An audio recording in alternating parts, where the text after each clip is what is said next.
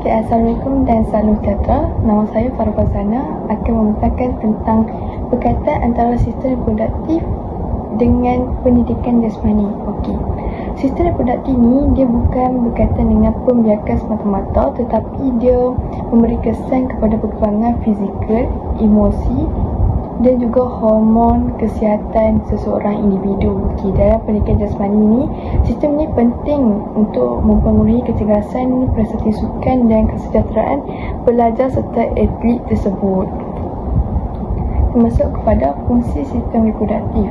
Okey, fungsi sistem reproduktif ni ada 4, iaitu menghasilkan gamet, yang kedua persenyawaan, yang ketiga kehamilan dan perkembangan janin, yang keempat ialah penghasilan hormon seks bagi lelaki dan perempuan. Okey, yang pertama menghasilkan gamet. Okey, bagi lelaki dia menghasilkan gamet sperma, manakala bagi perempuan menghasilkan ovum.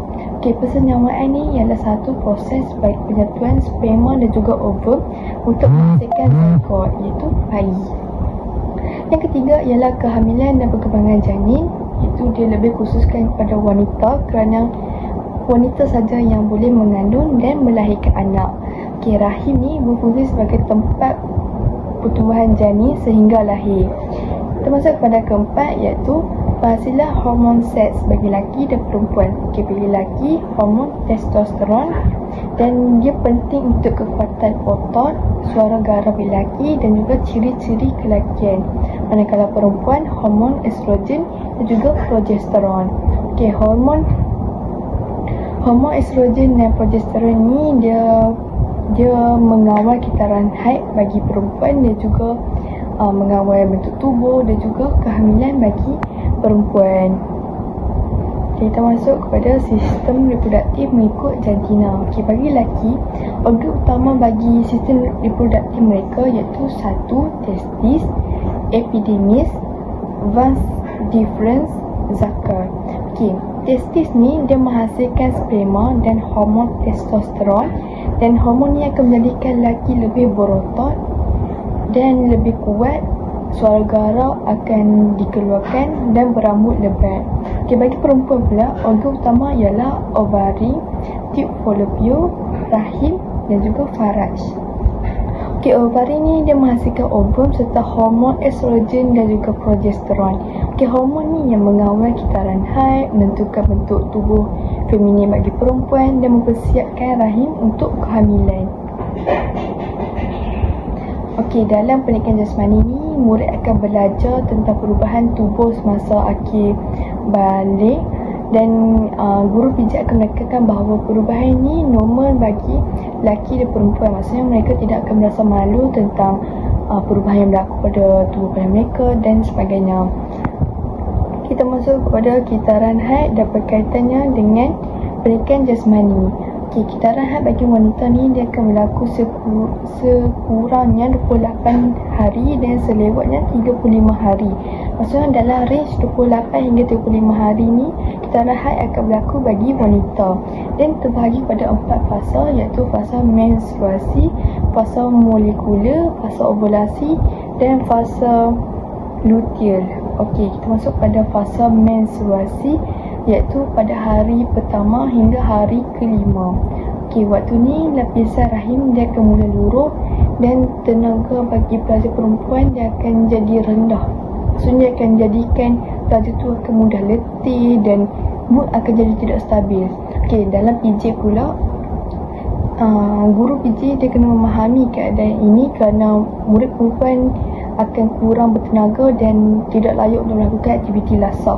Maksudnya cikgu PJ dia akan, kita boleh asingkan murid-murid ni untuk melakukan aktiviti yang berlainan. Maksudnya kalau murid yang berada pada fasa menstruasi, dia akan melakukan aktiviti yang kurang berintensiti tinggi, iaitu seperti kita boleh melakukan senaman ringan, yoga dan sebagainya.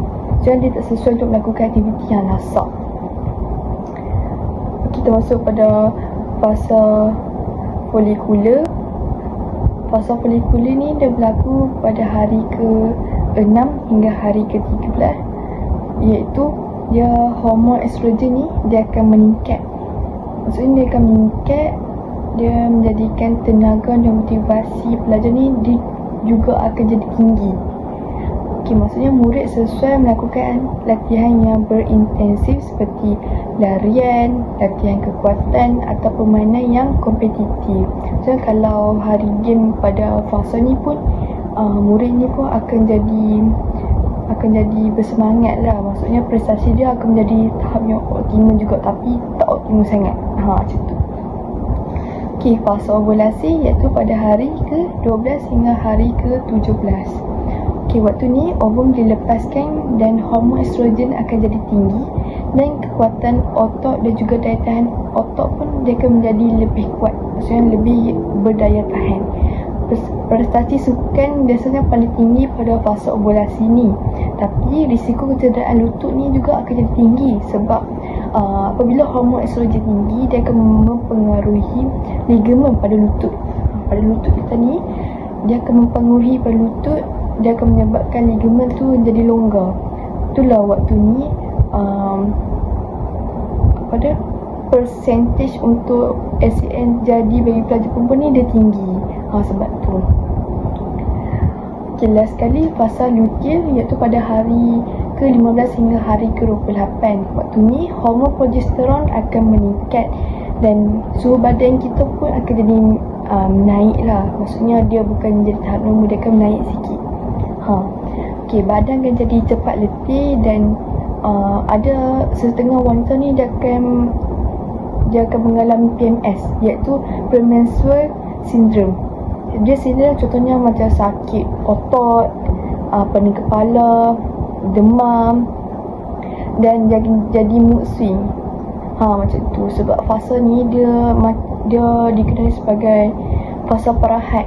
Maksudnya kitaran tu dia akan berputar balik ke fasa had, yang fasa first yang tadi saya mention tu. Aktiviti sederhana ni dia boleh lakukan lah pada waktu ni. Maksudnya dia tak boleh lakukan aktiviti yang lasak sangat. Contoh macam stretching, latihan teknik dan juga pemulihan yang lebih sesuai. Maksudnya guru PG ni dia kena pandai rancang aktiviti murid ni mengikut fasa-fasa yang mereka lalui. Maksudnya tengah catat lah, murid ni hari bulan berapa yang mereka haid macam tu, sebab kita nak tahu tahap prestasi optimum mereka pada fasa bila. Macam tu. Kesimpulannya, kitaran haid ni dia akan mempengaruhi tenaga, mood dan juga prestasi sukan bagi pelajar perempuan. Pelajar lelaki taklah. Guru PJ ni dia kena peka untuk menyesuaikan aktiviti dengan keadaan murid tersebut.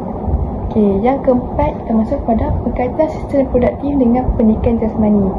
Pendidikan jasmani ni yang menghubungkan ilmu biologi manusia dengan aplikasi harian. Contohnya dari aspek kesihatan, senaman yang sederhana ni dia akan membantu mengimbangkan hormon kita, meningkatkan kesuburan bagi lelaki dan perempuan, dia akan mengurangkan segugur.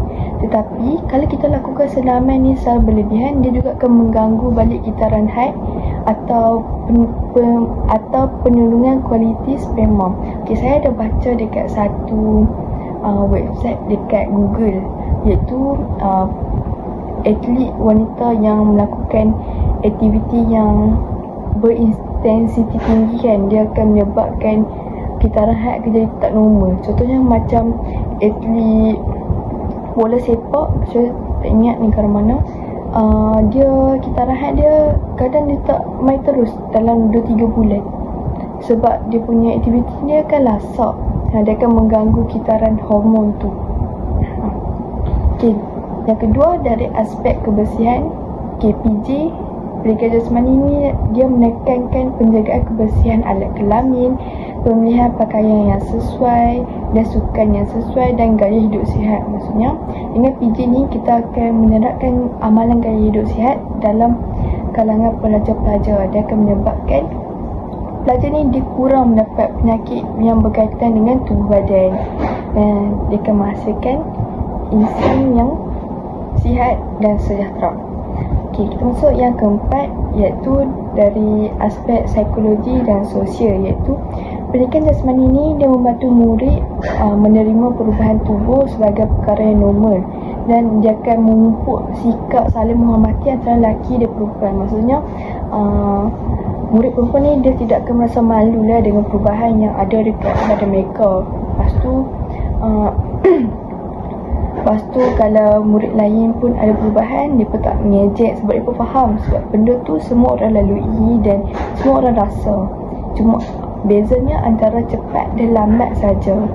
Okay, maksudnya PJ ni bukan sekadar untuk kecergasan, tapi dia juga beri kesedaran dari segi mental dan juga biologi tubuh dan kesihatan reproduktif. Okay, contoh situasi dalam pendidikan jasmani ni kan. Contohnya guru boleh terangkan bahawa murid perempuan boleh tetap aktif masa haid, tetapi dia kena pilih aktiviti yang bersesuaian dengan fasa-fasa yang mereka lalui. Jadi macam tadi, fasa ovulasi kan tinggi dia punya estrogen. Maksudnya aktiviti mana yang sesuai. Kalau fasa luteal, aktiviti mana yang sesuai. Macam tu. Okay, untuk murid lelaki pula, guru pendidikan jasmani dia boleh kaitkan testosteron dengan pertumbuhan otot, tapi dia kena tegaskan kalau latihan yang konsisten ni dia lebih baik berbanding dengan hormon semata-mata. Maksudnya murid lelaki dia kena lakukan aktiviti fizikal tu dengan lebih gerak, dengan lebih konsisten.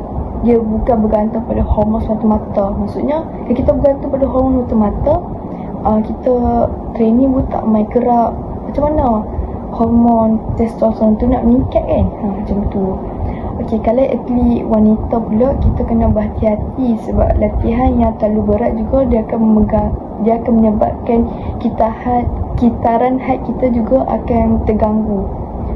Maka keseimbangan dalam jadual latihan amat penting. Macam tadi saya cakap pasal pemain bola sepak tu. Tapi memang sahih saya ada baca. Okay, termasuk pada last penutup. Okay, kesimpulannya, pendidikan jasmani ni dia bukan sahaja menyebabkan kecergasan secara fizikal, tapi dia juga memberikan kefahaman tentang biologi tubuh, termasuklah sistem reproduktif kita. Dengan pengetahuan ini, murid dapat menjaga kesihatan reproduktif, memahami perubahan hormon secara alami dan meningkatkan prestasi sukan mengikut fasa-fasa optimum bagi mereka. Okay, serta akan memupuk gaya hidup yang sihat dan seimbang. Okey, itu sahaja pada saya. Terima kasih.